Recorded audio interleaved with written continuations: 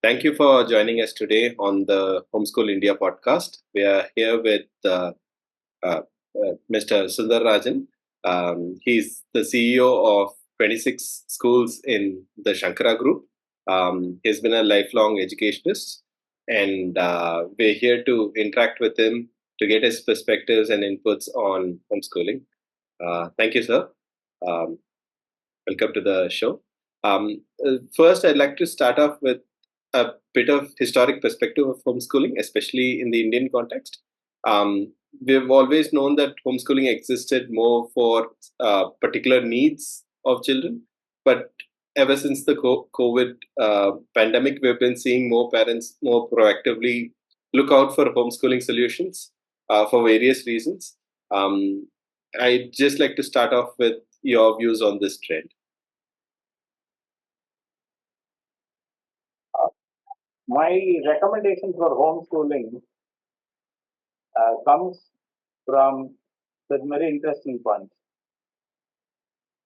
One thing that I was able to experience with regard to around 6 or 7 schools in which I have put in my service before becoming a CEO for a group of 26 schools.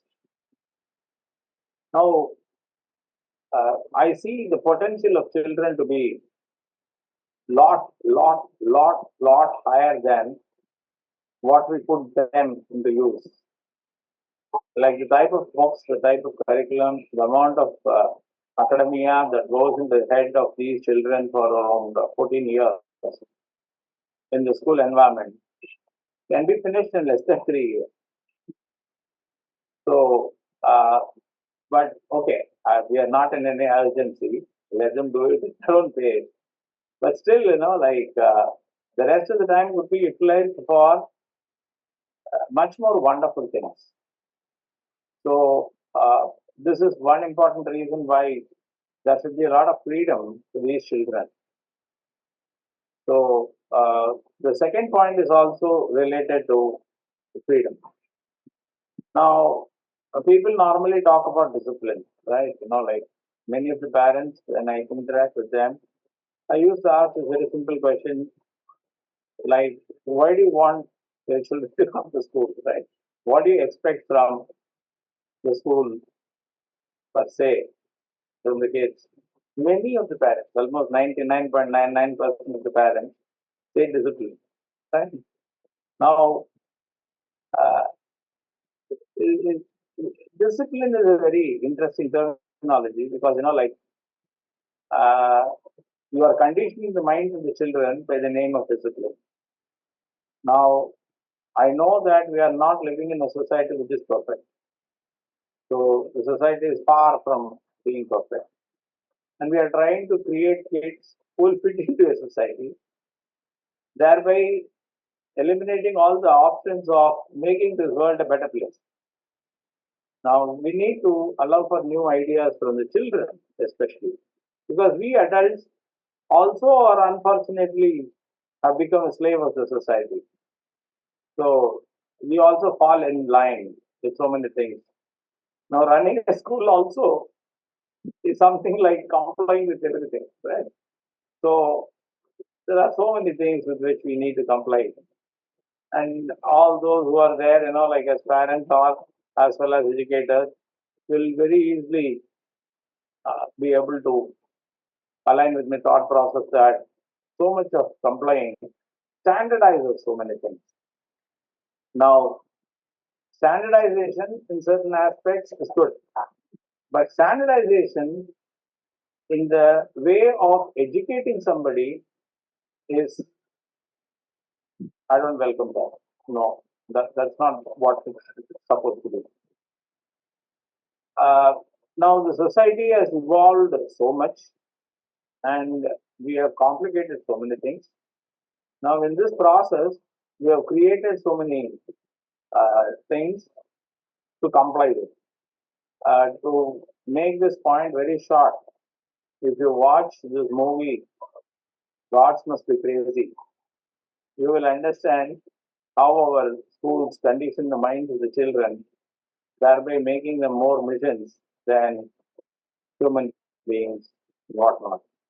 So So the point from which I'm coming from for making homeschooling, which is better, not for everybody. Yeah, conditions apply. Mostly yes, like that has got an advantage in these type of areas. Got it. So that is precisely why I want to recommend homeschooling. Got it, sir. Conditions apply. Got it, sir. So I'd like to ask sort of a couple of general questions that parents often come to. And the very first thing that comes to their mind is many of the parents who are kind of looking at homeschooling are graduates themselves or maybe even postgraduates, but they know that they don't have a degree or a specialization in education per se. So how do we bridge the gap? Is any prior training in education required for a parent to take up homeschooling?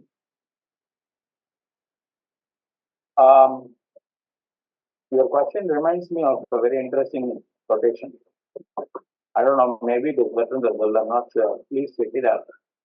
I don't allow my schooling to interfere with my education. Goes the quote. So, education is something, but preparing for an exam and cracking an exam is schooling. Right? And that needs coaching, right? You prepare for an exam, then you crack the exam, get a certificate, walk into university, whatever. Now, that is schooling. But when it comes to education, which is much, much, much, much broader. Now, I will put education in two parts. The primary education till the age of 10 should concentrate on literary skills. Basically, the core of academics below the age of 10 is literary skills, namely LSRW and the three operations with mathematics, and exposing them to what is, right, observing nature and understanding the relationship between people and such things. Now, beyond the age of 10, there is need for a lot of freedom for these children because we are introducing them concepts. We teach them history, we teach them mathematics, we teach them science. All these are concepts which already are in the part of a curriculum where people have already worked on it, and we are not going to allow the children to reinvent the wheel and tell them what has already happened. Now, this part of education is the next part of education. Now, if you look at all these curriculum broadly, be it Cambridge, be it Excel, be it IB, be it any other government type of curriculum.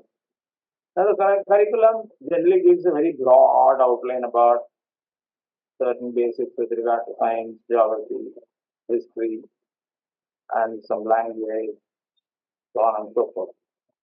But what I want the parents to be equipped with is, with regard to cracking an exam, they need to know these curriculum.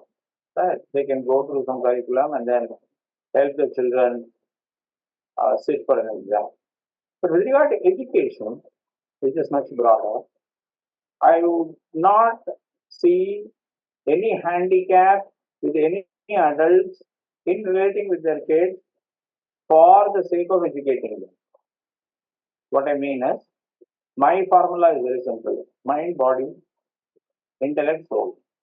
Right? Cater to these four things: mind, body, intellect, soul. The way in which I define, probably some books will give a different definition for these terminologies, because mind can be a seat of thought as well can be a seat of emotions and feelings.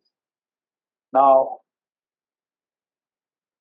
as such, every child has got these four dimensions.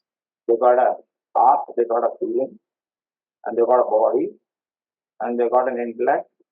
You can think. And they also have a soul. Right? You can define soul as conscience or whatever.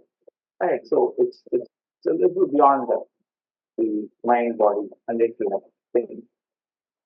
Now, my theory is that something which travels with you beyond this body is the soul of the spirit. It was there even before you took this body, and it will continue to be there even after you leave the body. Now, there are various religious beliefs which will believe this or not believe this, but if you believe it or not, there is some continuity because we see prodigies. So there are people who are within the age of 5 or even 4 who are very good at certain skills. So it indirectly means that the soul is carrying something. So we need to cater to that. We need to cater to the intellect. We need to cater to the body, and we need to cater to the feelings and the emotions. So a parent, being an adult, should be able to cater to all these 4 things beyond the curriculum. So that is how they can do justice to having them do the homeschooling. Got it. I'll go on like this, so you can interrupt me anytime you want. Yes, sir. So the next general sort of, I would say, a hesitation or a general question that comes up with parents is one key aspects that they see in traditional schooling is the aspect of understanding interpersonal dynamics, how to behave with teachers, how to behave with other students, how to uh, sort of discipline themselves into periods and exams and that structure. One aspect of that, what parents sort of hesitate is that will my child become unsocial by homeschooling? If you can share a few thoughts on that. This is a very interesting question. Now, we all believe that going to a school, the child will learn behavior, acceptable behavior. So this is the terminology that we use. So we call kids and tell them what is an acceptable behavior in the school. Every teacher does that, right? Like this acceptable behavior is a norm that which is practiced in so many places. Like say, for example, in Southeast Asia and such other places, a teacher walks into the classroom, the children are expected to stand up. But in most of the Western countries, that is not the practice, right? Now, now this acceptable behavior by itself is influenced with the culture. So different culture has got different ways of behavior. And we all know Japanese have got very strong ways of behavior, right? The way in which you bend yourself and apologize to something or greet somebody, and so on and so forth. So the parents are very well aware of the acceptable behavior, and it is very easy for them to expose them to the acceptable behavior of these children, right? Having said this, I'm surprised nowadays in the last 10 years, um, the acceptable behavior standards are getting eroded, right? Now, very recently, I saw a clip from what Jackie Chan was telling about his son, right? A drastic change in the behavior of Jackie Chan with his father and how his son behaves in front of him in his house.